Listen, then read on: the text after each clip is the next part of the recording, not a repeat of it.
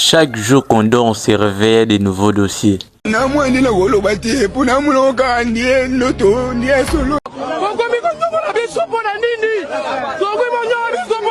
Qu'est-ce qui se passe?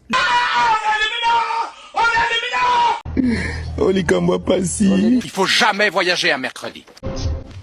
Petit, mercredi, c'est pas bon. Pas mal. C'est pas du tout bon.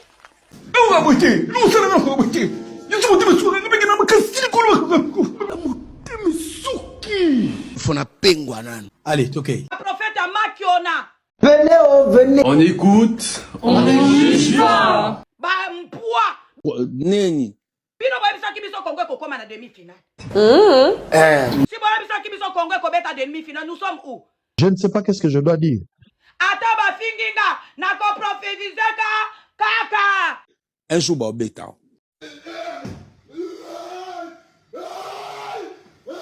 Oh là là.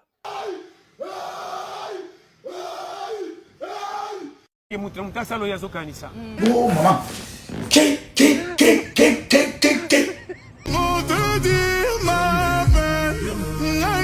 C'est pas si je dois pleurer. Merci, Nabina.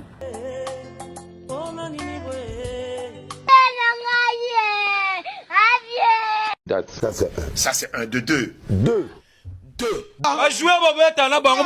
L'équipe nationale pour Annie. Je ne sais pas. Toki bozui coupe te boya na Congo pe te. Neni. Ko beta bino ndeto bando beta ba shiwa na tango ka. Non, s'il vous plaît. Yambongo mboka tala mutala na mboka. Yongwana. Botala moyibi oyo. Oui, si. Neni. Fakwa, escroc, voleur. C'est-à-dire, Jomoro Boye a bêti Paris Foot vi na mobimba. Mais une expérience ya Paris Foot. Alors, peuple oyo bazaba ki dengele a commis pasteur. Mais ça c'est grave. Hey, pasteur. Olobaki yango ti. Olobaki yango. Neni. Olobaki yango to ko gagner. Alors, Limbisa. Ezangate. Prophète. Libolo. Kata. Prophète. Tala munoko munene lokola libolo. Kata ete. Elongi mabeta la zolo mulai lokola biberon.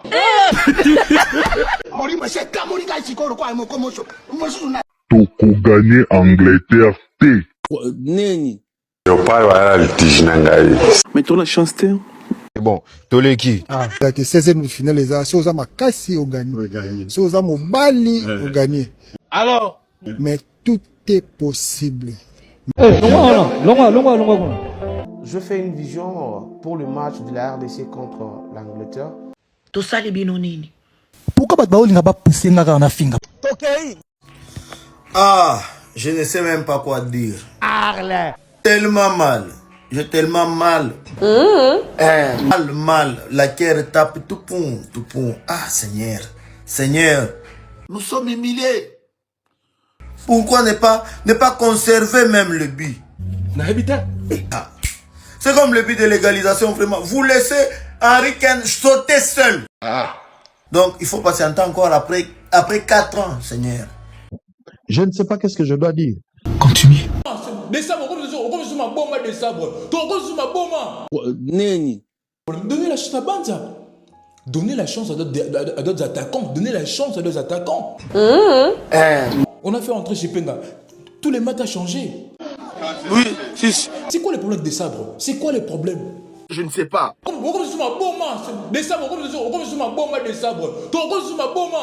Ça va, les cambotés.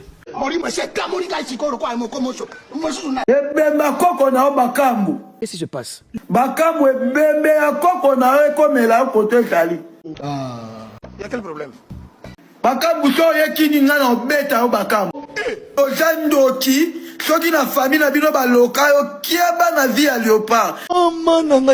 On n'attendait pas que les léopards arrivent là. Soyons sincères. Soyons sincères. Tout ça la semblante. Ça va, les cambotés. On se disait, bon, premier match, ils ont gagné, bon. On commence déjà à préparer Neni Tokyo Zobango à l'aéroport. Alors, Et depuis Babandi, parce qu'il y a des niveaux, on ne va plus reculer. Voilà. Voilà. Pas si tu peux être fier de ta Coupe du Monde. Oui, si. Tu t'assois sur la même table que Courtois, tu t'assois sur la même table que Manuel Neuer. Évidemment. Tu es plus qu'Ederson, tu t'assois sur la même table qu'Alisson, tu es plus que Kidiaba. Me fera croire le contraire. Frérot, jusqu'à ce que Billingham même vienne te poser la question, qu'est-ce que tu as fait? Harry a déclaré bravo au gardien congolais. Ouais. Si un club ne te voit pas, moi je viens de te dire, je te redonne confiance, frérot.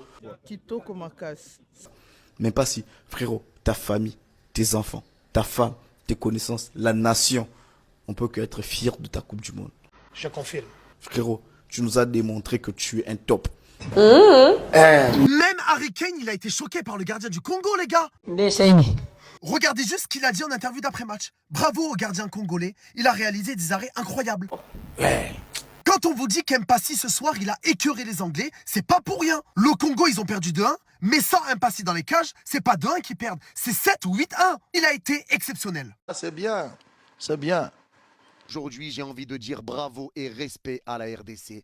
Respect parce que le respect que vous mettez sur votre équipe, le visage que montre votre équipe, le respect que votre équipe gagne actuellement, c'est fort et ça n'a pas de prix. Vous vous êtes battu pour vous qualifier en Coupe du Monde. Vous étiez deuxième, vous avez dû jouer des barrages africains, un barrage international.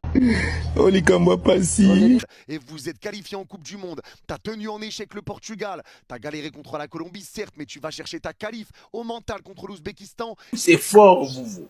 Et tu fais douter l'Angleterre aujourd'hui. Aujourd'hui, tout ce qu'on peut dire, c'est bravo la RDC, parce que beaucoup s'attendaient à voir l'Angleterre rouler sur la RDC. Oui, si. Les tabasser, ce qui n'a pas du tout été le cas. La RDC est venue montrer un très bon visage. Un très beau visage, et certains vont dire bloc bas. Il n'y a pas de bloc bas. Parce que la RDC venait chercher les Anglais très haut. Ils restaient en place dans leur moitié de terrain parce que forcément, l'Angleterre a la possession du ballon. Donc tu restes en place dans ta moitié de terrain en 4-4-2. Mais tout le monde faisait les efforts. Tout le monde bougeait, beaucoup de mouvements. Tu voyais Sipenga revenir aider Maswaku sur... Oui, avec chapeau, oui. Oui. Alors là, respect aux Congolais pour ce qu'ils viennent de faire. L'Angleterre s'est réveillée au pire moment et malheureusement, vous vous êtes fait avoir. Alors mais franchement, vous pouvez être fiers de votre parcours dans cette Coupe du Monde. Durant toute la phase de groupe, vous avez réussi à tenir tête face aux grosses équipes telles que le Portugal et la Colombie. Oui, si. Vous avez battu l'Ouzbékistan. Et là, aujourd'hui, vous vous retrouvez face à une équipe d'Angleterre que tout le monde mettait favori, moi le premier.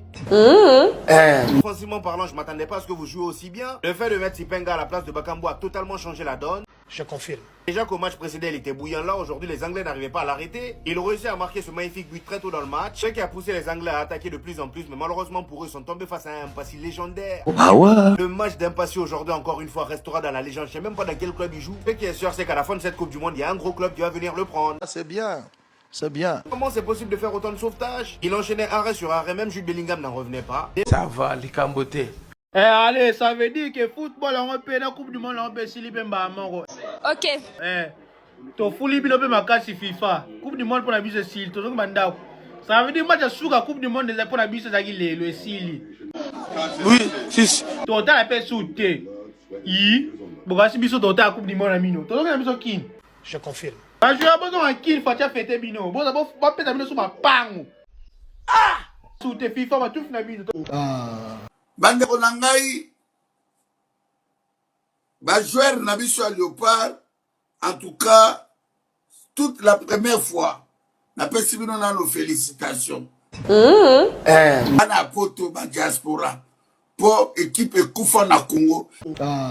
Championnat n'existe pas au Congo. Imane ekufa vite ekufa bilima ekufa sanga balende ekufa. Ça va, les cambotés. Bino merci. Na étape au Bosali après 52 ans. Ta faute n'a binoté. Alors, une malédiction. Qu'est-ce qu'il nous raconte lui? Bajoueur n'a biso bobeti bien. Bobandaki Portugal. Oui, si. Bobandi pe Angleterre. Ngala za la problème na binoté ba petit na nga bajoueur. Babino mingi. Na linga bino mingi. Bosali mosala na bino emonani. Il fallait souka kakao. Poto bana bitumba ya solo. Nakei.